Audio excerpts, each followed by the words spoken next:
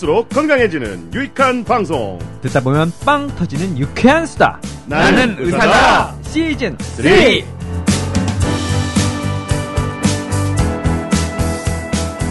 안녕하세요. 깜신 김종엽입니다. YG 강량구입니다. 노영 노규식입니다. 준이 김광준입니다. JYP 박재영입니다. 네. 와. 다 오늘도 또 이렇게 다 모여있습니다. 괜찮습니다. 다들 어떻게 지내셨나요? 저는 주말에 딸아이와 둘이 오사카에 있는 유니버셜 스튜디오에 다녀왔습니다. 둘이서? 우리 아들내미는 아직 어려가지고 엄마랑 같이 있고. 엄마랑 같이 떨어뜨려 놓고. 오, 야, 그것도 괜찮다. 나도 해보고 싶다고. 괜찮다니까? 우리 딸내미가 10살이거든. 그래가지고, 우리 아들 6살인데, 내가 어렸을 때를 되돌아봐도 내가 6살 때 아빠랑 어디 갔는데가 기억이 하나도 안 나.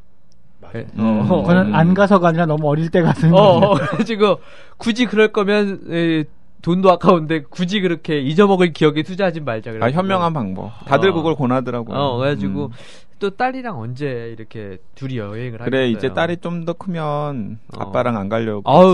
지금 벌써 초등학교 3학년이라 이제 그날이 얼마 안 남은 것 같아서 얼마나 마음이 조마조마하고 그런데요. 잠깐만, 노형 딸이 초등학교 5학년 아니에요?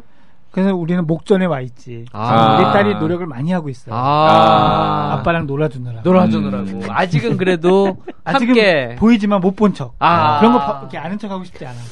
진짜 요즘 초등학교 5학년 정도 되는 딸은 그런 생각을 갖고 있나요? 내가 좀 있으면 아빠랑 안 놀아줄 거니까 내가 마지막으로 좀 더 놀아준다까지 거 이렇게 생각하는 사람들이 있어요? 농담 아니고. 근데 초등학교 고학년만 되면 거의 마인드는 처녀라고 그러던데. 그냥. 5학년쯤 되면 이제 얼마 안 있으면이라기보다는 이제 느끼는 거예요. 난 아빠랑 더 이상 있는 게 재미는 없어. 그건 느끼죠. 네. 재미는 없지만 그래도 그냥 내가 아빠니까 하고 놀아주는 게 사춘기 직전이고 사춘기가 되면 아빠랑 재미없는데 내가 왜 놀아야 되지? 하고 안 놀아주면은 그게 이제 아빠랑 엄마랑 놀아. 이런. 왜 나한테 왜 이래? 이런 거. 아니, 근데 진짜 재미가 없어질까요? 아빠랑 노는 게 되게 걱정되고 궁금해요. 아빠 하기 나름 아니겠어요? 그러니까 저도 그렇게 생각하는데 자기 사춘기 때를 생각해봐. 근데 또 그때 엄마랑 노는 게 재밌었어? 그렇죠. 근데 유독 또 딸이랑 또 계속 친한 아빠들이 있긴 있어요. 예. 근데 그 친한 정도가 지금 깜신이 얘기한 같이 유니버설 스튜디오 같은데 가고 하는 거는 좀 거의 없죠. 마지노선인가 이제. 딸이 효도하는 마음으로 가죠. 그냥. 효도관광. 딸 입장에서 효도관광. 그게 진심이 아니라 말할 수 없지만 아버지가 상상하는 그런 거는 좀 아니다. 그러면 딸이랑 아빠가 친한지 안 친한지는 그 딸아이의 그 배려심의 정도의 문제구나. 아버지가 느끼는 건. 아버지가 느끼는 건. 친밀도보다는 배려심일 가능성이 크다. 딸이 지금 3학년? 3학년. 그럼 이제 곧 4학년 되잖아. 네. 그러면 이제부터 미리 준비하는 차원에서 노형의 책 중이병 완전 정복을 샀어요. 고맙습니다. 근데 정말 그게 4학년부터 필요한 책이죠. 4학년. 아니 정말 청취자분들에게 여기 앞에 있는 세 분의 그 수신 가득처럼 얼굴을 보여주고 싶어. 딸 가진 아빠들의. 저 이제 초등학교 2학년이거든요. 저는 딸이 없어서. 모르시겠구나. 네, 몰라요, 진짜로. 이 아빠들이 딸이 이쁜 것만큼 딸이 떠나가는 거에 대해서 받아들이기 싫거든. 진짜로요. 진짜 정말 이쁘거든. 근데 딸을 바라보는 아빠의 마음은 꼭 두 번째 첫사랑을 하는 것 같은. 맞아요. 딱 그 표현이 너무 좋다. 두 번째 첫사랑하는 느낌. 제가 어디 가서 좀 쓸게요. 그 출처는 밝히고 써주세요. 이제 자, 지금 한 가지 알려드릴 게 있습니다. 나는 의사다 인기가 자꾸 올라가는지 여기저기서 선물을 청취자들한테 주겠다고 연락이 옵니다. 반가운 소식이죠. 그래서 이번에는 영화표를 좀 드리려고. 이야, 영화표. 자, 10월이 유방암의 달이랍니다. 그래서 10월 22일 날 애니를 위하여라는 헐리우드 영화가 개봉을 하는데, 이게 유방암 환자와 유방암을 치료하는 의사, 과학자 이 사람들이 주인공이 되는 이런 감동 실화 이런 거라고 합니다. 그래서 저도 안 봐서 모르겠습니다만 제목은 하여튼 애니를 위하여고요. 그래서 이 브라카 유전자를 발견한 학자하고 YG 기자 맞구나. 아시겠지만 브라카 유전자라고 그래가지고 브라카 유전자를 가지고 있으면은 유방암 발병 확률이 거의 80, 90%까지 높아지는. 안젤리나 졸리도 졸리가 그래서 이제 이분들 같은 경우에는 가족력이 엄청나고 그래서 이제 선제적으로 유방 절제 수술 같은 걸 하기도 하는. 그런데 거기에 이제 관여하는 유전자가 브라카 유전자인데 그 유전자를 발견한 학자가 메리 클레어 킹인데 그분의 실화를 맞습니다. 만든 영화인가 봐요. 네. 그래서 아니 근데 어떻게 외국 사람 이름을 저렇게 풀네임으로 과학 전문 기자잖아요. 과학 전문 기자. 박수. 박수. 왜 여기 적혀 있어요 지금? 내 건 안 적어줬어? 시애틀 국제영화제, 밀라노 국제영화제 등에서 수상한 아주 좋은 작품이라고 하고요. 네, 재밌을 것 같아요. 네, 누가 나오신가요, 형님? 네. 주연 배우가. 예, 관람권은 주연 배우가 누구냐니까 헬렌 형님. 주연 배우요. 주연 배우는 구글한테 물어봐. 아이폰으로 찾아봐. 아이폰으로. 헬렌 헌트, 사만다 모튼. 헬렌 헌트는 저 그 사람이다. 약간 지적이고 뭐 이렇게 그 영화에 나온 What 사람인데. Women Want 아닌가? 그거 아닌데. 맞는 것 같아요. 그래서 영화표는 저희가 20장을 준비를 했는데 혼자 가실 수는 없으니까 한 분한테 2장씩 드려서 10분 추첨하도록 하겠습니다. 그리고 영화 끝나기 전에 아무 때나 가시면 되는데 극장은 신촌에 있는 아트하우스 모모 여기로 가셔야 되는데 이게 어디냐면 이대 캠퍼스 안에 있는 겁니다. 기대하네. 이화여대. 응모하고 싶어지는 저도. 느낌은 뭘까? 그러니까 오랜만에 혹은 처음으로 이대 캠퍼스 구경도 하시고. 네. 그럼 지방 분들한테 더 우선순위를 좀 드려야 되겠다. 자주 오기 어려운 자주 올라오기 어려운 분들한테. 대전. 괜찮네. 네. 그래서 요거는 이제 전화 문자 메시지로만 저희가 하기로 했습니다. 네. 시사회도 있는데 시사회는 페이스북을 통해서 또 진행을 할 거고요. 자, 어쨌든 이 영화를 신촌에 이대에 와서 보실 분들은 1666-1895로 신청해 주시면은 저희가 10분 추첨해서 표 영화사에서 주는 대로 바로 보내드리도록 이게 또 하겠습니다. 좋은 게 영화 관람일이 따로 정해져 있지가 않아요. 네. 개봉 기간 중에 아무 때나 가서 보실 수 있는 대박인데. 네, 자유 관람권입니다. 이게 네, 아주 이게 좋은... 부디 관객이 많아서 한 2-3달 했으면 좋겠는데. 그러니까. 네. 굉장히 재미있을 것 같아요. 네, 정말 좋을 것 같아요. 그리고 뭐 지금 말 나온 김에 시사회 한다 그랬는데요.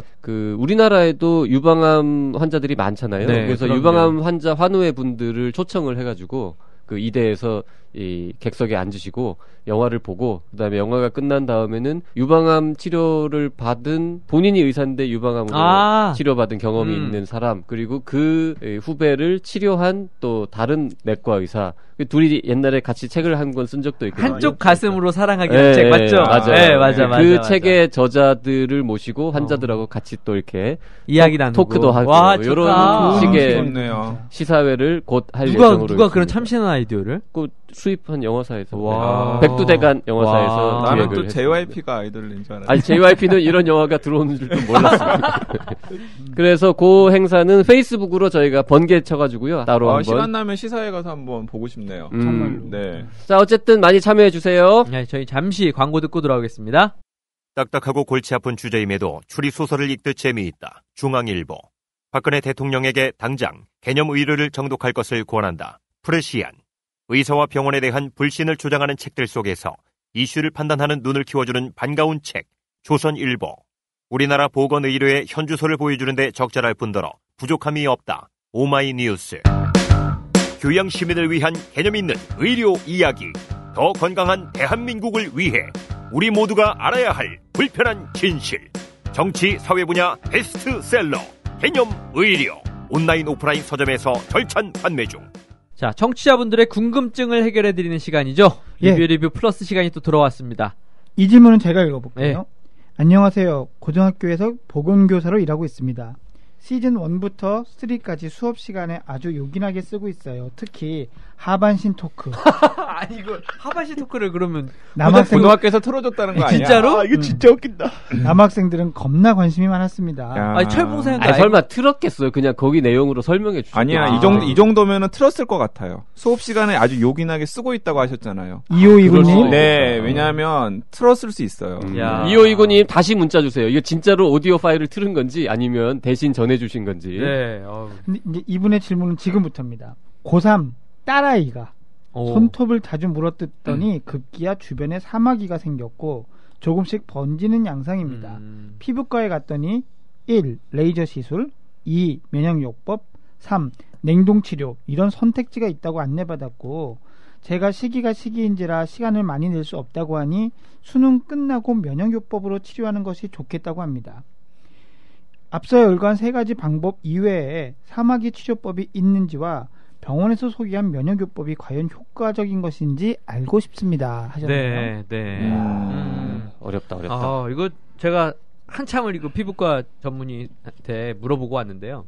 일단 그 손톱을 자주 물어뜯는 습관이 있으면 손톱 주위에 있는 그 살들이 약해지기 때문에 바이러스라든지 뭐 세균, 곰팡이 등 이런 것들이 번식이 용이해질 수밖에 없대요. 그래서 이제 그렇죠. 사마귀가 자꾸 번질 수 있는, 사마귀는 또 바이러스성 질환이기 때문에 이게 점점 퍼지는 경향이 있을 수가 있고, 그게 또 그 물어뜯는 버릇하고 연관이 있을 수도 있다고 하고요. 그리고 치료가 지금 3가지가 나왔어요. 레이저 시술, 그리고 면역요법, 냉동치료.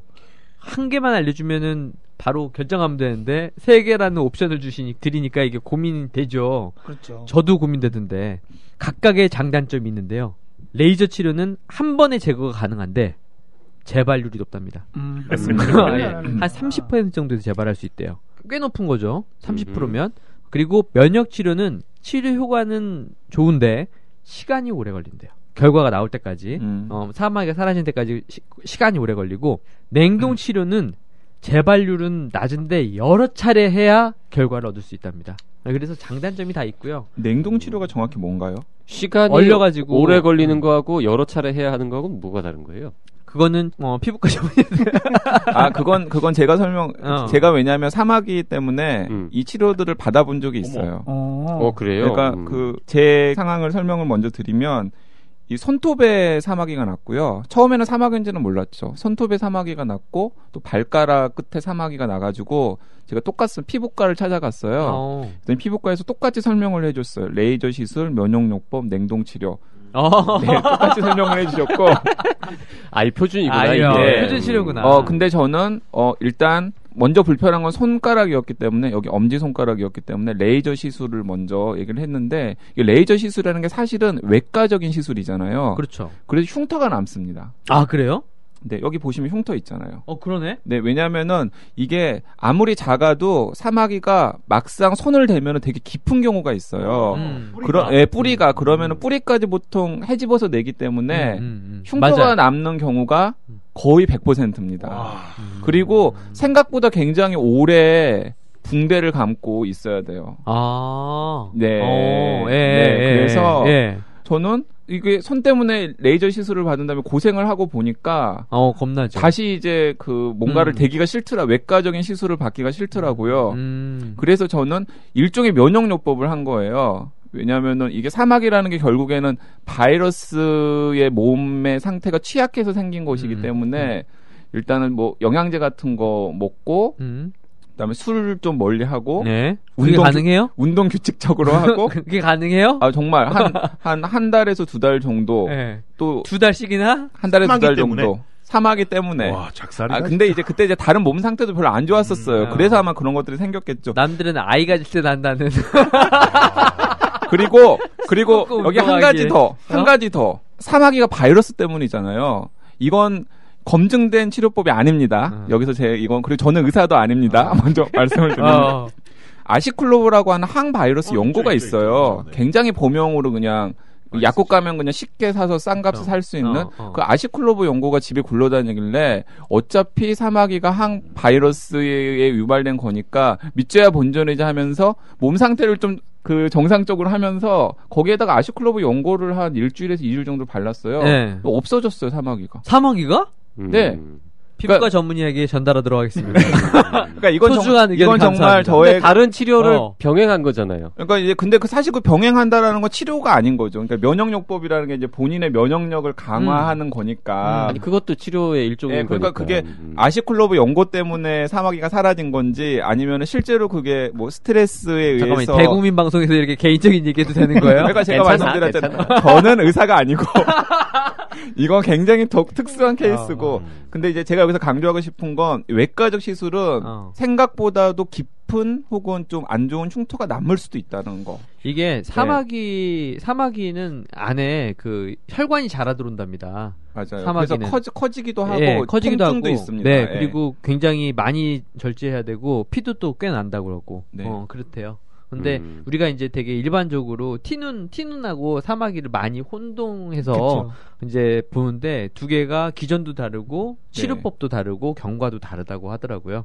사마귀는 제발 바이러스성 질환이고 티눈은 바이러스성 질환이 아니기 때문에 사마귀는 재발률도 높고 치료도 그 두 개를 굳이 꼭 비교를 하자면 돋보기로 이렇게 쳐다보면 사마귀는 안에 그 검게 보이는 점 같은 게 보이는 경우가 많대요. 네. 그게 뭐냐면 그게 혈관이랍니다. 그 사마귀 살을 먹이 살리는 혈관. 근데 티눈은 그런 게 없대요.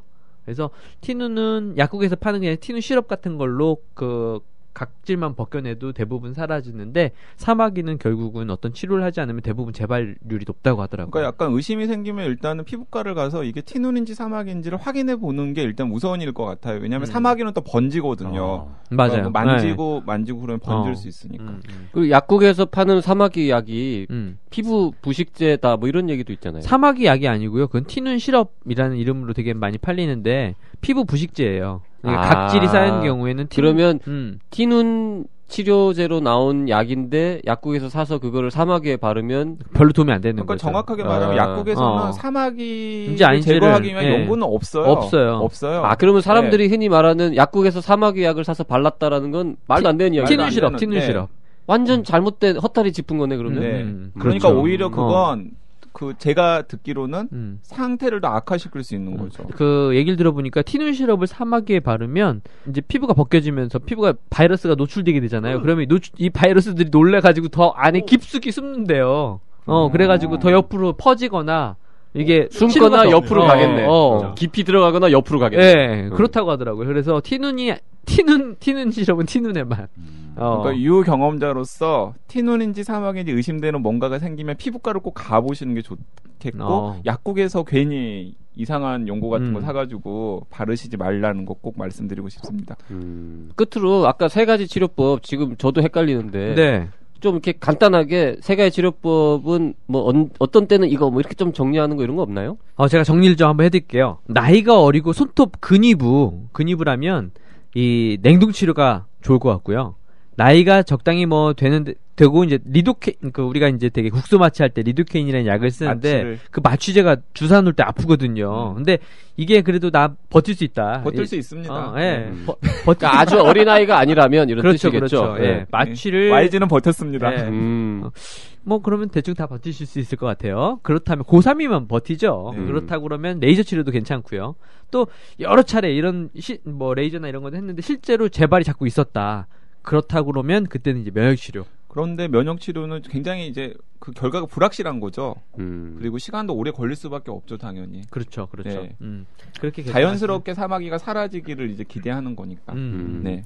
우리가 리뷰 플러스 질문 해결하는데 준이가 이렇게 아무 말도 안 하는 경우도 참 드문데 이쪽은 잘 모르시나 봐요. 네. 아니 뭐 얘기를 하면 안 될 것 같은 느낌이 들어가지고요. 저는 사마귀가 없어서.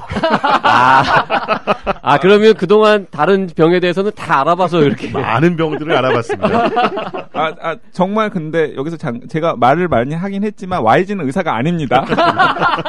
왜 갑자기 열심히 설명하고 도망가? YG는 환자 경험을 얘기한 겁니다. 저는. 네.